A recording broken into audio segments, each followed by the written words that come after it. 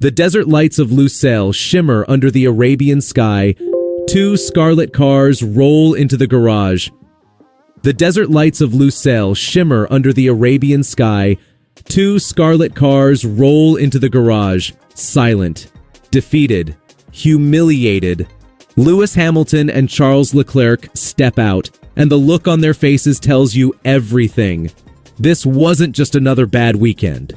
This was the moment Ferrari's entire season collapsed in the sand, because what looked like a disaster was actually hiding something far worse. A piece of evidence Ferrari kept buried until it was too late. So here's the question. What really happened in Qatar? And why did it take Ferrari this long to finally break their silence? Qatar 2025 should have been manageable. A chance to secure second place in the Constructors' Championship. A chance to finish the season with pride. Instead, Hamilton qualified 18th.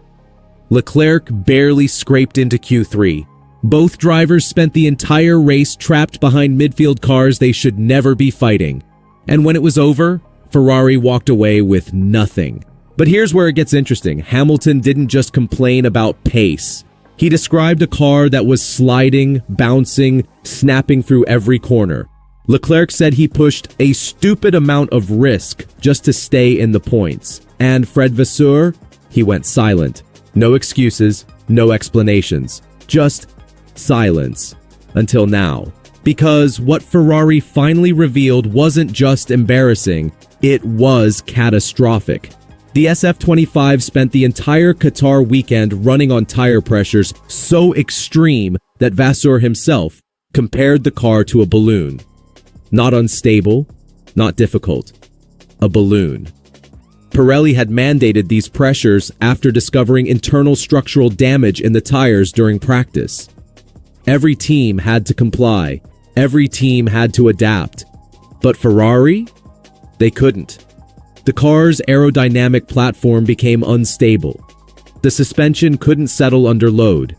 And suddenly, every corner exposed a weakness that neither Hamilton nor Leclerc could control. This wasn't a small disadvantage. It was a complete collapse of grip and balance that made the SF25 fundamentally undrivable. Now you'd think, okay, bad tire pressures, tough conditions, Ferrari struggled, case closed. But that's not the full story. Because while other teams found ways to work around the balloon pressures, Ferrari simply couldn't. Vasseur admitted that being even 2/10 outside the setup window would cost them 10 positions in qualifying. And here's the kicker. The gap between P5 and P16 in Qatar? 0.241 seconds. Ferrari were outside that razor-thin margin from the very beginning. On a normal weekend, they could have corrected it.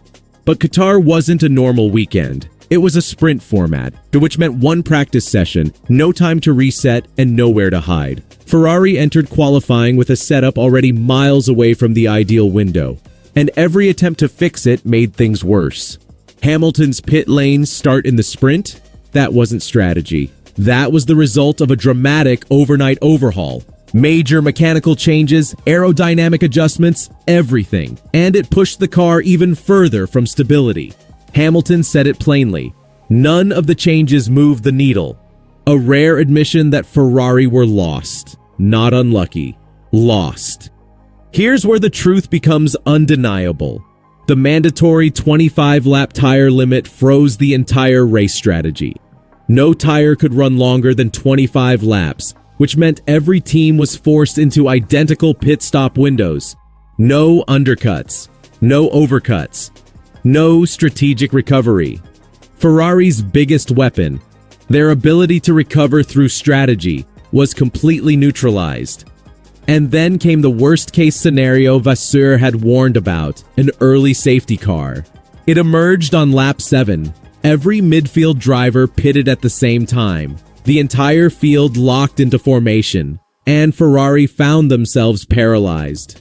Hamilton and Leclerc spent the rest of the race trapped in dirty air, unable to overtake, unable to generate tire life. George Russell proved that once you find clean air, lap times drop instantly.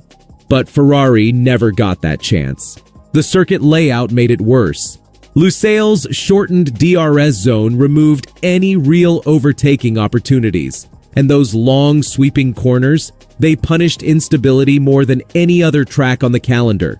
The SF25, already fragile on turn-in, already nervous mid-corner, suffered through every aerodynamic transition. Vasseur noted that tire degradation per lap was just 0.02 seconds, meaning tire performance barely changed throughout the race. That should have helped Ferrari, but instead it only revealed how little speed the SF25 could extract from fresh rubber. Hamilton's post-race honesty cut deeper than any result. He pointed out that Ferrari hasn't developed the car for some time, a consequence of the early shift to 2026. The lack of downforce and stability isn't a mystery anymore. It's the direct result of a car left untouched while rivals kept evolving. But then Hamilton said something even more revealing. There are a lot of things that need to change. A diplomatic way of saying Ferrari's structure, processes, and technical direction need a complete rebuild. Leclerc echoed it with unusual openness. Ferrari must say what we really think, he admitted. He acknowledged they'd sacrificed a huge portion of the second half of the championship for 2026, but that alone doesn't justify being this far off the pace. And then came the apology. Leclerc apologized to the fans, said he didn't want to create false expectations anymore. That's not frustration with one weekend. That's a driver deeply concerned about the team's direction.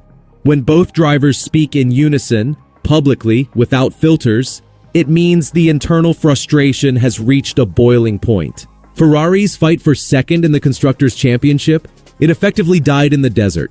Their reputation? Damaged. Their 2026 preparation? Now under serious question. So where does Ferrari go from here? Scenario 1. Ferrari listens. They study every piece of data from Qatar. They rebuild the technical foundation. They give Hamilton and Leclerc a car worthy of their talent in 2026, and they come back stronger. Scenario 2. Ferrari panics. The internal politics poison the partnership. The team prioritizes comfort over capability. Hamilton becomes disillusioned and walks away mid-2026, taking all those hard-won lessons with him. Scenario 3. The rivals smell blood. Red Bull, McLaren, Mercedes, they all watched Qatar. They saw Ferrari's concept collapse under pressure, and they know if Ferrari can't handle balloon tire pressures in Qatar, what happens when the real pressure arrives in 2026?